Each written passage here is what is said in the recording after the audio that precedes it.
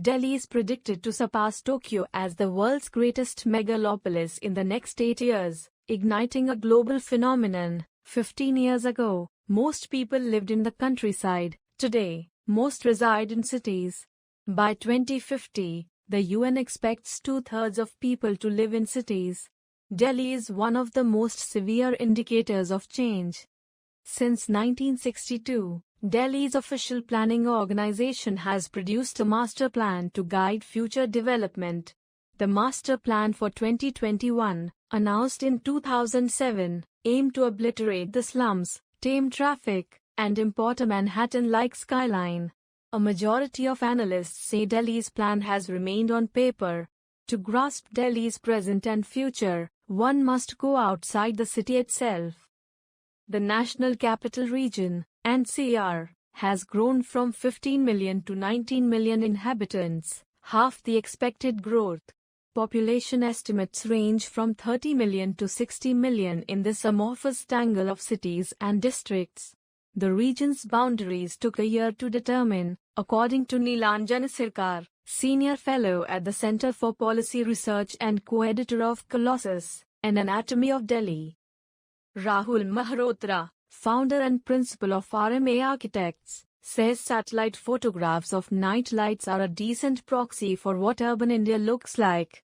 In the galaxy of settlements revealed by these nocturnal photographs, Malhotra says glittering high-rises and office complexes exist next to tin roofs and tarpaulin shelters, like Gurgaon, 20 miles southwest of Delhi's heart. The region's seemingly endless sprawl is a global megacity narrative. People cross these tangled lines looking for work in the informal economy that employs most Delhi workers. PFI Executive Director Poonam Mutreja, "We are overflowing. We need to prepare and improve infrastructure."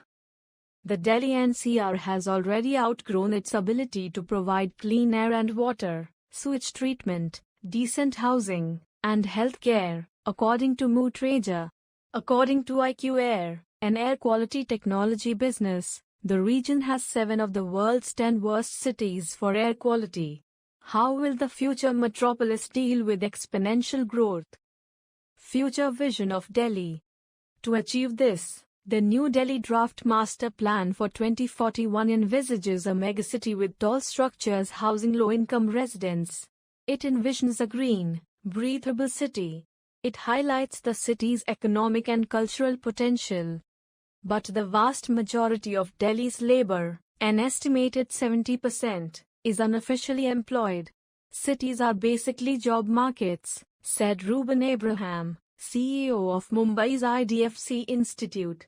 Because most professions are informal, such as street vendors, cooks, rubbish pickers, or construction workers, the neighborhood must support everyday movements of people between jobs and housing, as well as offices and shops. Many experts think traditional city design in Delhi and others is antagonistic to dynamism. On the contrary, detractors say, planning in Delhi means the state deciding after the fact what construction is approved or not, a process prone to inequality, corruption, and short-sightedness. The NCR has grown not via planning, but through regularization, said architect and urban planner Krishna Menon, who helped create the 2007 Master Plan. "We don't perform traffic or pollution studies. The consensus is to develop it and deal with issues as they occur. That's shoot first, inquire afterwards." Land records in the Delhi NCR's tangle of jurisdictions rarely reflect reality, says Tara Van Dyke, an urban geographer at Oxford.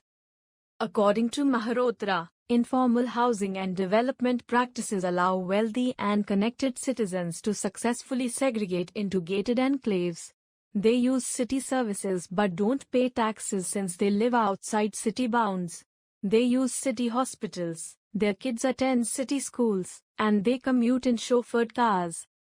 Close observers of the National Capital Region's progress say its governance must encompass the entire region and include all citizens.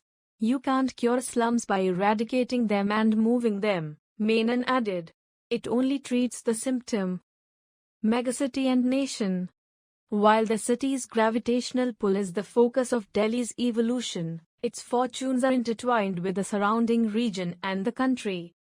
Even as the megacity increases, rural linkages are crucial. 60% of Indians work in a difficult agriculture industry. The pandemic shook the urban economy and sent many workers back to their communities, worsening already tough economic conditions. According to Sircar, rural communities are tense due to increased inequality and the difficulty of basic livelihoods. What will our children do? Farmers ask anxiously, he says. Why can't we get them a job in a posh firm? By 2041, India will likely have surpassed China as the world's most populous country. But its expansion hides a trend. In India, people are having fewer children, according to Mootrager. In some areas, fertility rates have plummeted to or even below replacement levels. Kerala, in the south, has an average of 1.8 children. India has a young population, with 2/3 under 35. But by mid-century, it may have reached a population plateau. Unknown is how such potential would affect the future's largest city. In India, Abraham remarked, the population drop is alarming. Everyone wants the up story. But that was India 20 years ago. What about India in 20 years? That is the question. The New York Times Headway Initiative examines global issues through the lens of progress. The Ford Foundation, William and Flora Hewlett Foundation, and Stavros Niarchos Foundation, SNF, have all financed the program, with Rockefeller Philanthropy Advisors serving as fiscal sponsor. It also funds Headway's Public Square,